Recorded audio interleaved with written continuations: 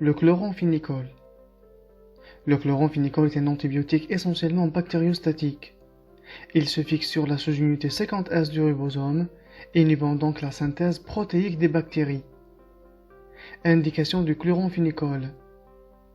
Le chloramphénicol a un large spectre d'activité contre les cocci et les bacilles gram-positifs et gram-négatifs dans les bactéries anaérobies, Rickettsia, Mycoplasma, Chlamydia et Chlamydophilia.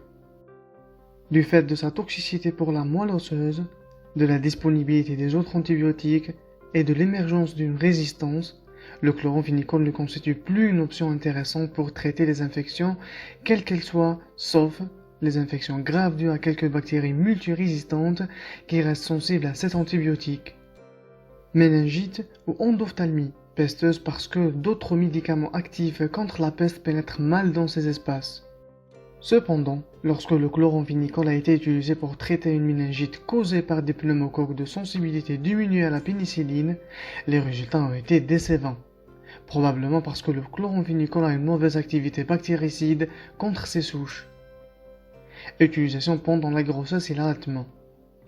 Le chloramphénicol pendant la grossesse engendre chez le fœtus des niveaux de médicaments pouvant presque aller jusqu'au niveau maternel.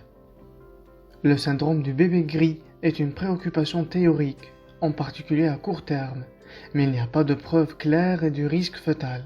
Le chloramphénicol passe dans le lait maternel. La sécurité d'administration durant l'allaitement n'a pas été établie. Contre-indication du chloramphénicol. Le chloramphénicol est contre-indiqué si un autre médicament peut être utilisé à sa place. Les effets indésirables du chloramphénicol. Les effets indésirables du chloramphénicol comprennent insuffisance médulaire les plus graves, nausées, vomissements et diarrhée, syndrome du bébé gris chez le nouveau-né. Le chloramphénicol peut entraîner deux types d'insuffisance médulaire. Perturbation dose dépendante et réversible du métabolisme de fer. Cet effet est plus fréquent avec des doses élevées en un traitement prolongé ou en cas de troubles hépatiques sévères. Une aplasie médulaire idiosyncrasique et réversible.